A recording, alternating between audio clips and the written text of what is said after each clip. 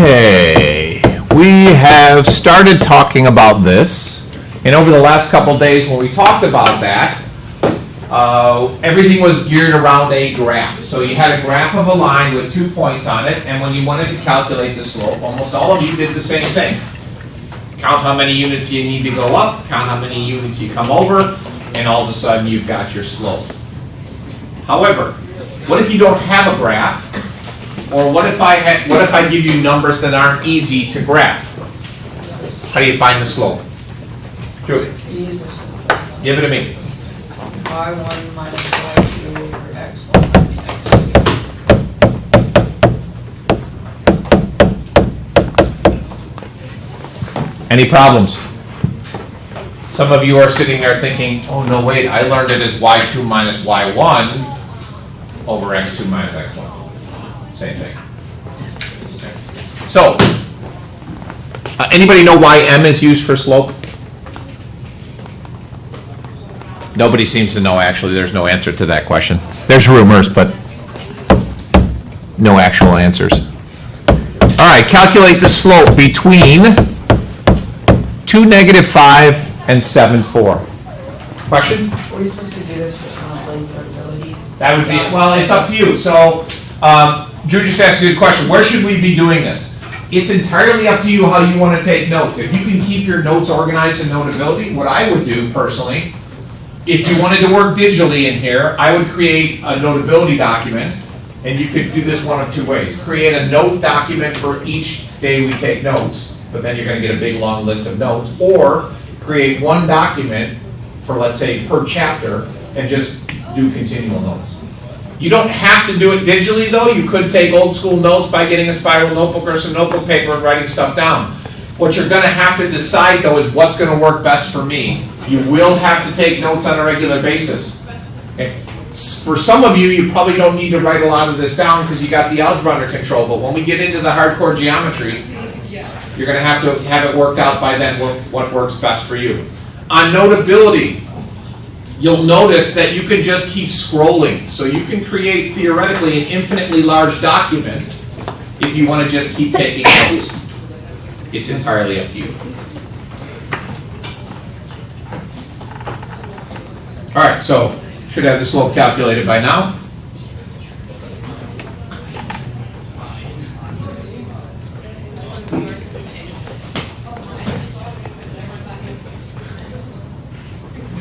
Nice, Rowan. Then there's this one isolated over here.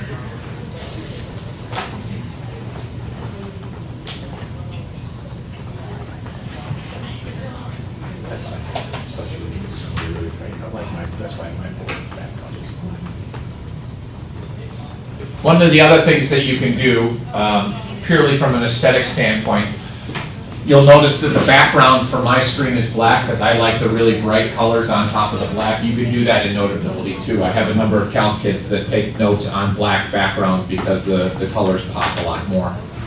Or you could do the purple that we talked about, but that's a trainer. Okay. So, Alec, what do you got for an answer? 1 4/5. Leave it as an, Oh, yeah. 9.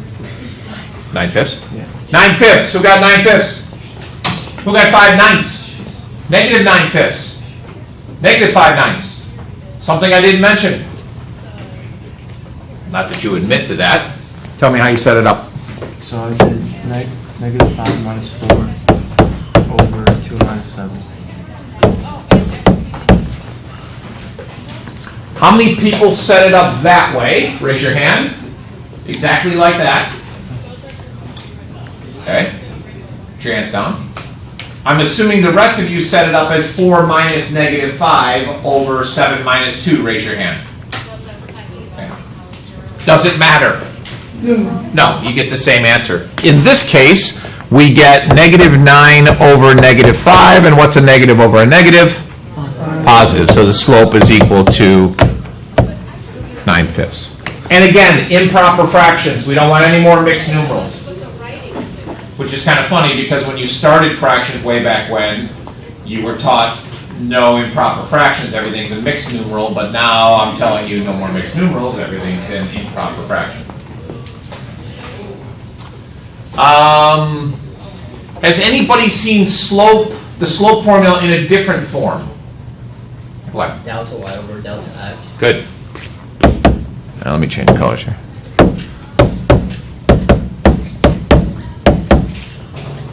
Who's seen that before? Okay. That's a Greek letter delta. Change in y over change in x. Yesterday we talked about rise over run. All of these things mean the same thing. We're good? When you're calculating slope, it doesn't matter which one you pick to be x1, y1, or which one you pick to be x2, y2. You just have to stay consistent. And the single biggest mistake that people make with slope is sign mistakes. -5 minus 4 gives you -1. That kind of stuff. So don't make those mistakes. Okay. Good? Any problems so far? All review, yes? Yes? Good. So let's take two lines.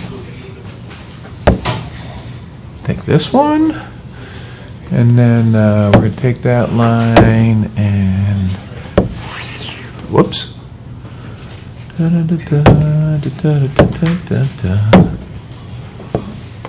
Come on. Cooperate.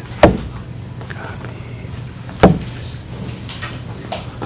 Okay, not working. Ah, there we go. Okay.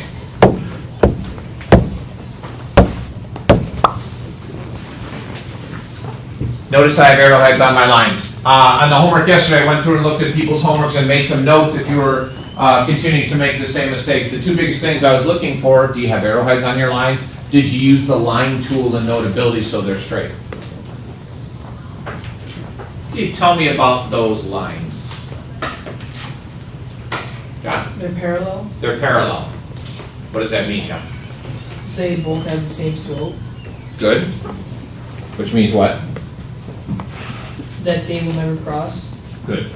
Okay, so what'll happen a lot is I'll continue to probe to ask for questions. And then one of the other things that I was going to get to, if you didn't say, the last thing I would have said, suppose there's a 6-year-old here, and you need to explain to a 6-year-old what parallel is. They're not going to understand slope. They're not going to understand those things. But when you say that they never intersect, you're perfect. Can you give me an example of some parallel lines in real life?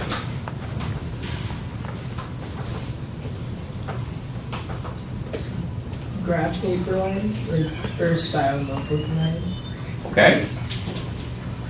So? Train tracks. It would be good if train tracks stayed parallel. Otherwise, you get a whole mess on your hands. Yeah. Then you get derailed trains. Lines of latitude? Lines of latitude running around the globe are latitude or no, I don't forget. Yeah, they're latitude. Latitude goes this way, longitude goes, okay, yeah, good. Longitude, not parallel. Latitude, parallel. Okay, so John, you said a lot in there. You said they never intersect, right? Number one, never intersect. And what was the other thing you said? What about their slopes? They have the same slope. They have the same slope. Okay, so notation-wise, lines we use lowercase letters to represent. So that's a script L. We'll do L and N. So llama and narwhal. Those are parallel lines. You probably didn't do this in algebra, but in geometry we need notation to show that those lines are parallel. So you show that by putting an extra set of arrowheads on it. And because we're mathematicians, we are lazy creatures, and so we create a symbol for everything. Does anybody know the symbol for parallel? Yeah. So I would say something like L is parallel to N. And then based on what John said, we could get all fancies in our pantsies and say the slope of L is equal to the slope of N.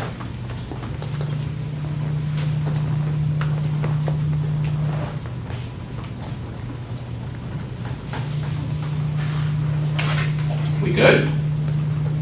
So far? Okay. Okay, let's take two different lines now. Like that one, and then let's go with, what are we gonna do? Let's go with orange.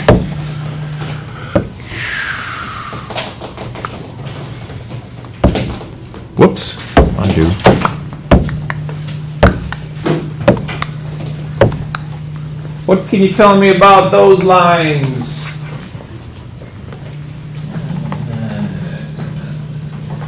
G, what can you tell me about those lines?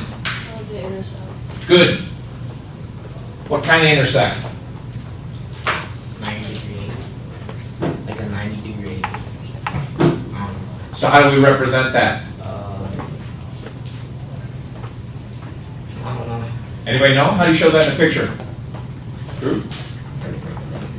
Hold on, you didn't answer my question. We'll get back to that in a second. What do you mean? How do you? How do I show that? Yeah. I'm a mathematician, I'm too lazy. I don't want to write out these two lines are meeting at a 90-degree angle, like Nikolai said. I want a nice, easy way to do that. Abby? Square. I put a little box in the corner. Okay, so if you have two lines, they're going to interact, not intersect, but interact in three different ways. They're going to be parallel, we talked about already. They're going to intersect. Or sometimes they'll intersect in a special way, which is, what was the word you used, Drew? Perpendicular. Perpendicular.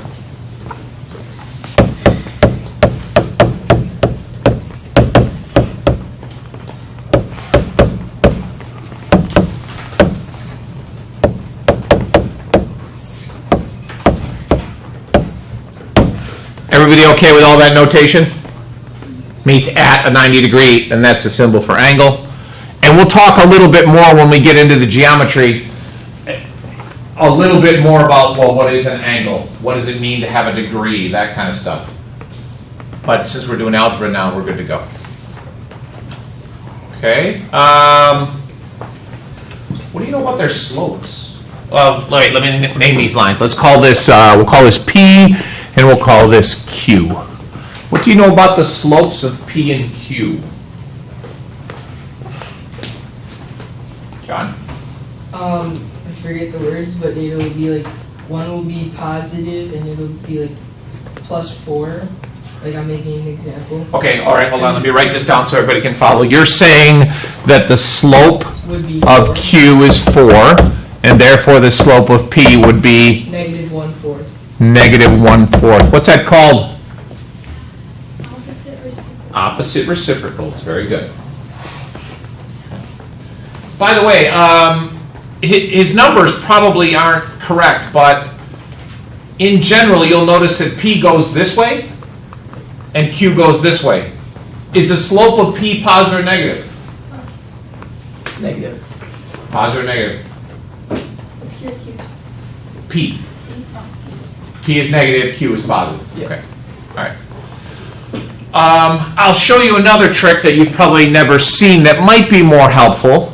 In the last slide, nope, where was it? There it is. In this slide, I said the slope of L is equal to the slope of M. In this one, we've got the nice little trick that we can say, if they're perpendicular, the slope of P times the slope of Q would equal what?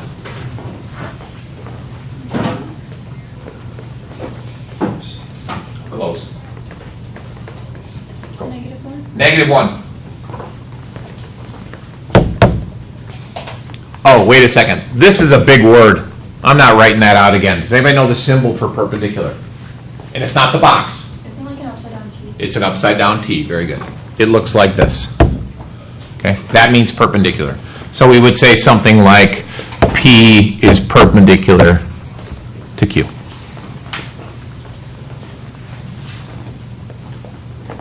Okay. Parallel, we're good to go with slopes. Perpendicular, we're good to go with slopes. Intersecting is a different animal, and we'll deal with that later. Let's do an example, though. I have two examples for you that will deal with this business. So I'm going to take two lines. And the only thing I know about these two lines are their slopes. So I've got this line, we'll call it K. And K has the point 3, -4, and the point 0.8 on it.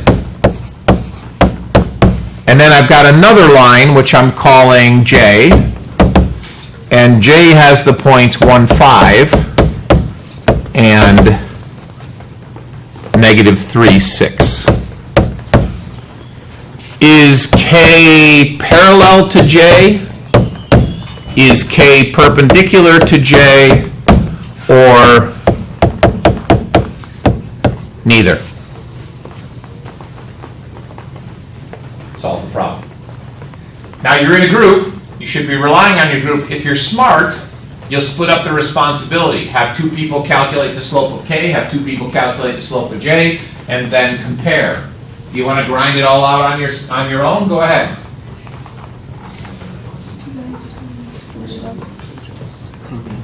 Yeah, sure. Alright, so I guess, me and you could do K. Okay, and you guys can do J.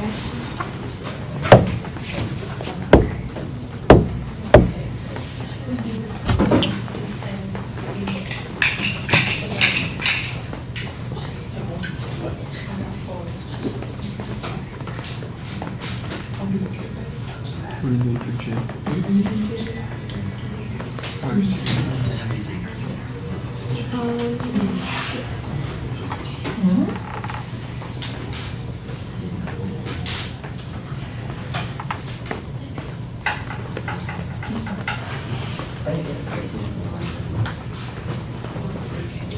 For K, if you guys don't get that white percentage of the rest of this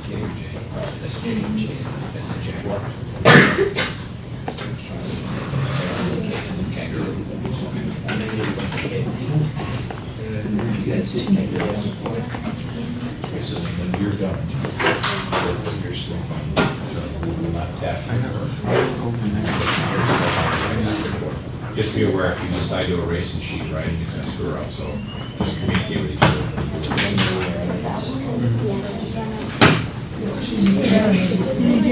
X on the top? Yeah, I did it also. Chris, can I have your card, please? Oh, yeah. Yeah, because 5 minus 6 is negative 1 minus negative I did it on the top.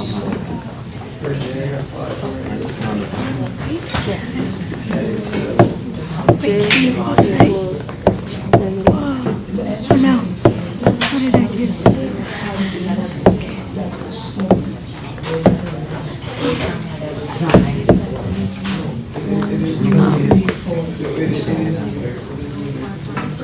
Good? Did you label them so we know which is which? Awesome. They stick on the front of the board. See those spots there on the left side, on the bottom? There you go. Perfect, thank you.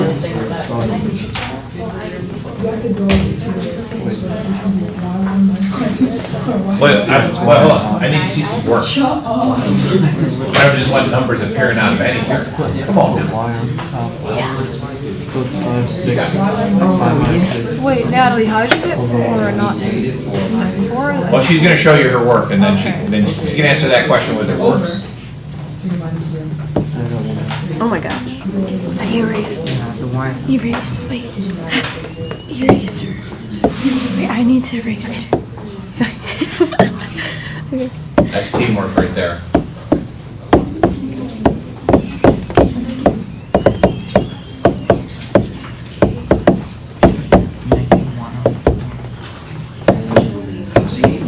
Oh, I wrote the wrong number. Wait. Why'd you do that? Because it's y2 minus y1. And it's a negative. Oh, wait. Yeah, okay. Oh, it's a negative. Wait, I need to erase. It's negative 4. Did I do that right? Okay. Which equals... Oh, okay. Yeah.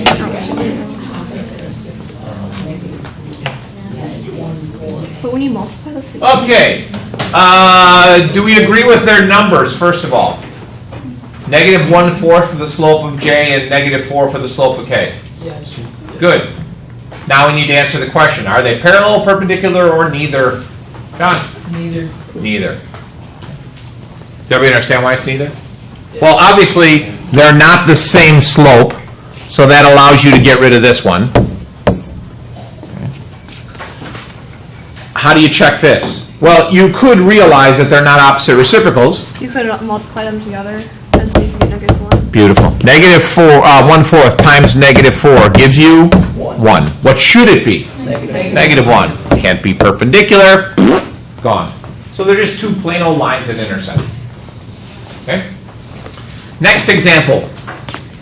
Let's suppose I've got a couple points.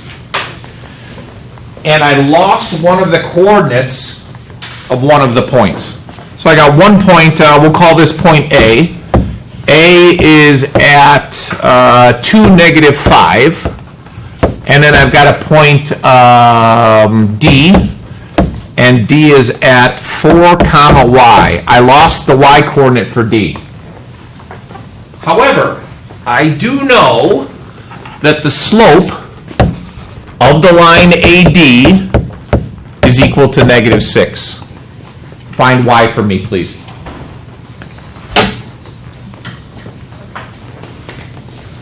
The slope's for D. Say again? The slope's for D. No, it's really. Think about what you're asking. See what, okay, good. Those are points.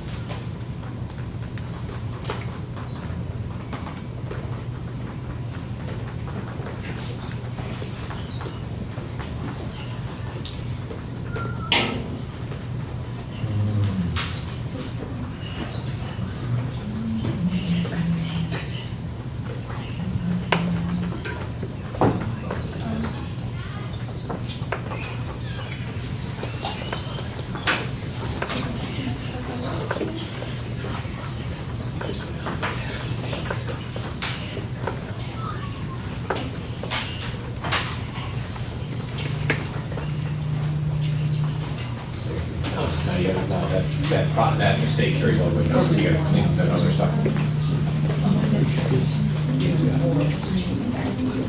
It's a good setup. Now what's that equal? Oh, I just did eight. And I got Yeah. -6. Perfect. That's the slope, right? Yeah. What else is the slope? -6. There you go.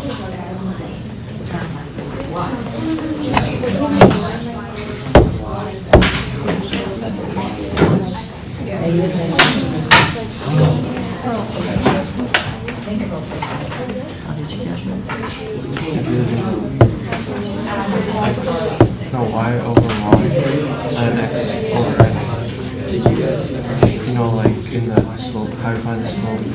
Like y2 minus y1 over x2 minus x1. So you're writing the equation. And then I did x2 minus x1, which is 2. And then y2 minus y1. Since you can't find this y, I just did like, So what would equal like, you're almost there.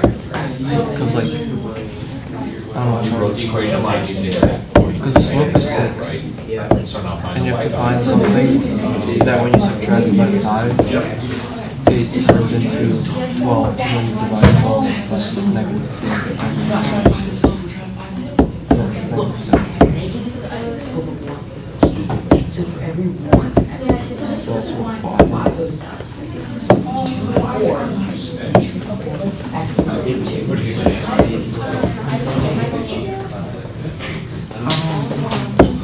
Yeah, negative.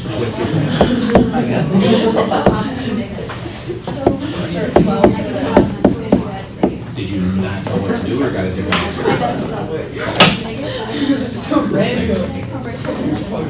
Okay. So when I wrote this example, I figured that everybody would solve it the way Grace did.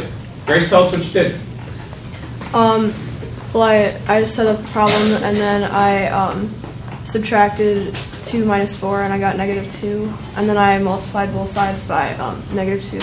Yep. And I got -5 minus y equals 12. And then I added 5 to both sides and I got -y equals 17. And that's the same thing as y equals -17. Perfect. Now, some of you may have done y minus -5 equals 4/2, set it equal to -6, that's fine. However, a couple people did something that I didn't expect. And some of you might not be ready to do this, but another approach is you know the slope, you know a point, and so you can write the equation of the line, right? Using either slope-intercept or point-slope, you would get something like y plus 5 is equal to -6 times the quantity x minus 2. 2. And then, what'd you do last, Nikolai? Well, I made it into y-intercept, Okay, and after that I plugged in. so you did y plus 5 is equal to -6x plus 12. Why are things disappearing off my board? Y equals negative, stop it! Equal, oh boy.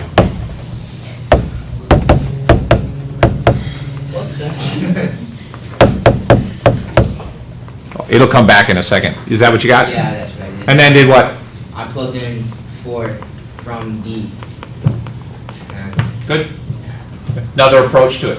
Now, we haven't necessarily talked about equations of lines yet, so I wouldn't expect you to do this now, but it is a different approach which works just as well. Okay. John, do you have a question? You're just stretching. Oh, no, I'm fine. You're good. I'm just gonna say my method, which I just used point slope form.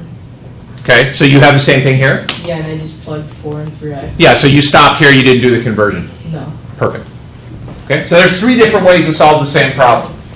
And remember, these are 2 points, so you've only got one slope. I had some people last period all of a sudden start trying to calculate whether they were parallel or perpendicular. Does that make any sense? No. No, points can't be parallel or perpendicular. Lines can be parallel and perpendicular, but we've only got one line. Okay, golden? Day 3 for homework, which I'll unlock in a second, and then don't forget on Monday you have your first quiz. This will be fun. Okay? Cakewalk. Don't worry about it.